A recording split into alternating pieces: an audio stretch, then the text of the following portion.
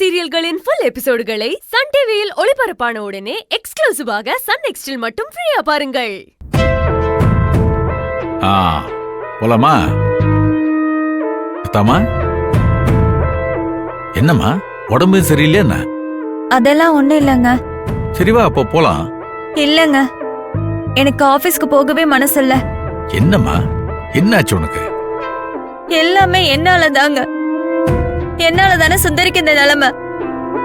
சுந்தரி இல்லாத அந்த ஆபீஸ்க்கு எனக்கு போகவே பிடிக்கல. என்னம்மா நீ இன்னும் அதையவா நினைச்சிட்டு இருக்க? அதான் சுந்தரி சொல்லிருச்சுல எல்லாத்தையும் நான் சரி பண்ணிக்கிறேன்னு. அப்புறம் என்ன? இல்லங்க, நான் கவனக்குறைவா இருந்ததுனாலதான் சுந்தரிக்கு இந்த நிலைமை. அத பத்தி எல்லாம் ஒன்னும் கவலைப்படாத. நீ வழக்கம் போல ஆபீஸுக்கு போ. எனக்கு ஆபீஸ்க்கு போகவே பிடிக்கல. நீ பண்ண தப்பாலதான் சுந்தரி சஸ்பெண்ட் ஆன நம்பர் இல்ல. ஆமாங்க, நான் கொஞ்சம் கவனமா அந்த ஃபைல பாத்திருந்தா அதை கண்டுபிடிச்சு நானே சரி பண்ணி இருந்திருப்பேன். எல்லாம் என் கவனக்குறைவாலதான்.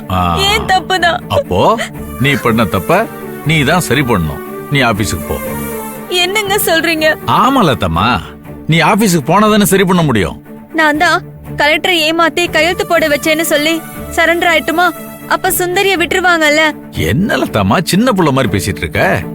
ஏங்க, இப்போ நீயும் சுந்தரி ரிலேட்டிவ்ஸ்னு எல்லாருக்குமே தெரிஞ்சு போச்சு. இப்போ நீயே போய் ஒத்துக்கிட்டா கூட அவங்க நம்புவாங்களா? ஏங்க, சொந்தக்காரங்களா ஏமாத்த மாட்டாங்களா? ஓ லதம்மா, நீ புரிஞ்சிக்கவே மாட்டேங்கிற. நீ சரண்டர் ஆவறதுனால எந்த யூஸுமே கிடையாது. என்னங்க இப்படி சொல்றீங்க?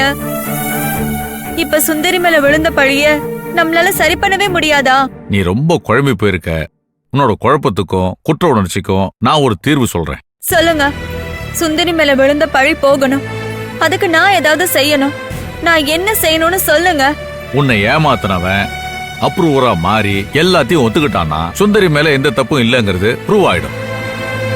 அதுக்கு தான் சொல்றேன், இதெல்லாம் யார் பண்ணாங்க, எதுக்காக பண்ணாங்க, இதெல்லாம் முதல்ல கண்டுபிடிக்கணும். உன்னை ஏமாத்தி சுந்தரிய மாட்ட வச்சது யாருன்னு முதல்ல தெரியணும். அதை எப்படிங்க கண்டுபிடிக்கிறது? அதுக்கு முதல்ல நீ ஆபீஸ்க்கு போகணும். கிளம்பு.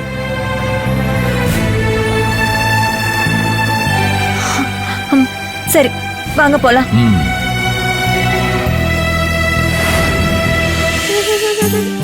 ஆத்தாடி, ஒவ்வொரு பொருளும் இந்த ஊர்ல என்ன விலை வைக்கிறாங்க? சிட்டின்னா அப்படித்தான் இருக்கும்.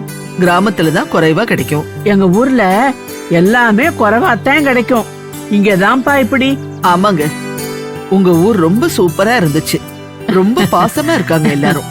ஒரே வீட்ல இத்தனை பேரு ஒரே குடும்பமா ஒத்துமையா இருக்கீங்க. ஆனா இங்க ஒரு வீட்ல 4 பேர் தான் இருக்காங்க. அந்த 4 பேருக்கு சமைக்காம ரெஸ்டாரண்ட் ஆன்லைன் ஆர்டர்னு போறாங்க. ஆனா உங்க ஊர்ல அத்தனை பேருக்கும் சலிக்காம சமைக்கிறீங்க. அதுவும் அவ்வளவு ருசியா. நிஜமா சொல்றேன், அப்படி ஒரு சாப்பாட்டை இதுவரைக்கும் நான் சாப்பிட்டதே இல்ல. அவ்வளவு நல்லா இருந்துச்சு. எல்லாத்துக்கும் மனசுதாங்க காரணம். எவ்வளவு ஆடம்பரமா சமைக்கிறோன்றது முக்கியம் இல்ல, எவ்வளவு அர்ப்பணிப்போட சமைக்கிறோன்றதுதான் முக்கியம். ஆமாங்க, எங்க ஊர்ல எல்லாரும் சமையல வேலையா செய்ய மாட்டாங்க. ஆமாங்க, எல்லாரும் சுறுசுறுப்பா இருக்காங்க. காலையில 5 மணிக்கே எழுந்து அழகழகா கோலம் போடுறாங்க. இங்க சிட்டில எல்லாரும் 7 மணிக்கு எழுந்து அவசர அவசரமா கிளம்பி சாப்பிட்டும் சாப்பிடாமலும் ஆபீஸ் வேலைன்னு ஓடிடுறாங்க.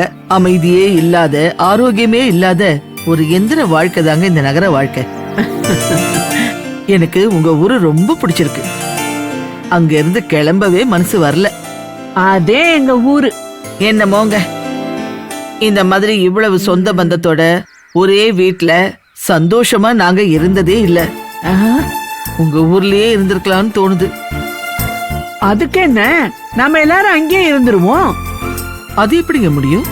முடியுங்க. நாம நினைச்சா முடியாததுன்னு ஒண்ணு இருக்கா? எப்படியாவது சுந்தரியையும் உங்க பையனையும் அந்த ஆத்தா சேர்த்து வச்சுட்டா நீங்க நினைச்சத நடக்கும். அததாங்க நானும் ஆசைப்படுறேன். நடக்குமா? நடக்குமாவா? எங்க ஊரு வெக்காளி ஆத்தா ரொம்ப சக்தி உள்ளவ. கேட்டத குடுப்பா.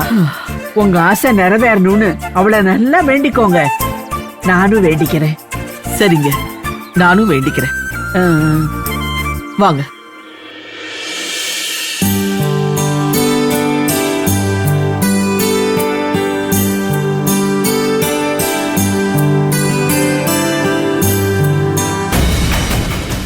பாட்டி அங்க பாருங்க, அம்மா கார் வருது.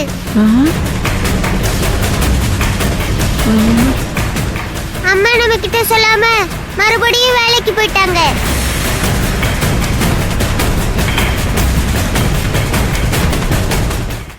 லீவுன்னு சொல்லிட்டு இதே வேலையா போச்சு அம்மாக்கு. அதுல இருக்கிறது உன் ஆத்தா இல்ல. பாத்தீங்கல்ல, என் பேத்தி கார்ல எவனோ வரான். ஏய் நிறுத்து, ஏய் பாத்து நிறுத்து, ஏய் நிறுத்து, வெளிய வா, வெளிய வா, இறக்கு, வெளிய வாயா. ஏய், என் பேத்தி லீவ் போட்டா வீட்டு பக்கமே வரமாட்டீங்களா? சரி, வந்தது வந்துட்ட, எங்களை வீட்டுல கொண்டு போய் விட்டுட்டு போடா. நில்லுங்க. ஏன் எதுக்கு இப்ப கார்ல ஏறுறீங்க?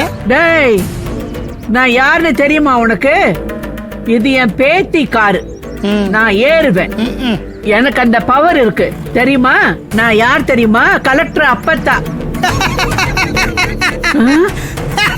பைத்தியம்.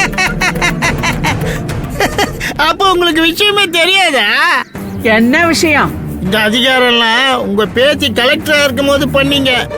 இப்போ அதெல்லாம் நடக்காது. ஏன் நடக்காது? நீ ரொம்ப ஜாஸ்தி பேசுற. என்னமோ உன் வீட்டு கார் மாதிரி இம்புட்டு பேச்சு பேசுற. இது கலெக்டர் கார். இது கலெக்டர் கார் தான். ஆனா இப்போ உங்க பேத்தி கலெக்டர் இல்ல. என்ன பேசுற நீ? எப்பவும் என் பேத்தி சுந்தரி தான்டா கலெக்டர். இது அவ காரு தான். நானு கலெக்டர் அப்பத்தாதே. சொன்னா கேளுங்க பாட்டிமா. இப்போ உங்க பேத்தி கலெக்டர் இல்ல. அவங்கள வேலையை விட்டு தூக்கி 2 நாள் ஆச்சு. ஏய், என் பேத்தியை எவன்டா வேலையை விட்டு தூக்க முடியும்? வாயை அடக்கி பேசு. அவ ஒண்ணு சாதாரணமான வேலைக்கு போகல, கலெக்டர் வேலை. கலெக்டர் வேலையை விட்டு தூக்க எவனுக்குடா தைரியம் இருக்கு? உங்க பேத்தி என்ன கடவுளா? கலெக்டர் தானே. அவங்களையும் தூக்க மேலிடம் இருக்குல்ல. என்ன பெரிய மேலிடம்? என் பேத்தி தாண்டா எல்லாருக்கும் மேலிடம்.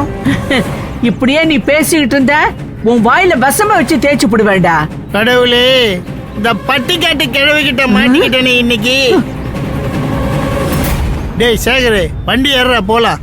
யார பார்த்து பட்டிக்காட்டு கிழவின்னு சொன்ன? கிராமத்துல பிறந்தவளா இருந்தாலும் இங்கிலீஷ் பேப்பர் படிக்கிறவடா நானு. இங்கிலீஷ் பேப்பர் படிக்கிற மூஞ்ச பாரு. உன் பேத்திய வேலை விட்டு தூக்கி 2 நாள் ஆச்சு. அது கூட தெரியாம இருக்கிற. திரும்ப திரும்ப நீ அதையே சொன்ன. உன்னை நான் என்ன பண்ணுவேன்னு எனக்கே தெரியாது. என் பேத்தி நேர்மையானவ. அவ எந்த தப்பும் பண்ண மாட்டா. தப்பு செய்யாதவள வேலையை விட்டு தூக்க இந்த உலகத்துல எவனும் இல்லடா. இன்னொருக்க என் பேத்தியை பத்தி ஏதாவது சொன்ன உன்ன. பாட்டிமா இருங்க. என்ன என்ன? அவர் சொல்றது உண்மைதான். என்னடா உண்மை? அவ என் பேத்திய பத்தி என்ன சொல்றான்னு கேட்ட இல்ல? சுந்தரி எம்பிட்டு நல்லவ, எவ்வளவு நேர்மையானவண்டு உனக்கு தெரியும்ல. அதானே பிரச்சனையே. உன் பேத்தி நேர்மையா இருக்கிறதுனாலதான் வேலையை விட்டே தூக்குனாங்க. என்ன சொன்ன? சார் பேசாம இருங்க. போட பாட்டிமா, சுந்தரி மேடம் நிஜமாவே ஒரு கேஸ் விஷயமா சஸ்பெண்ட்ல இருக்காங்க.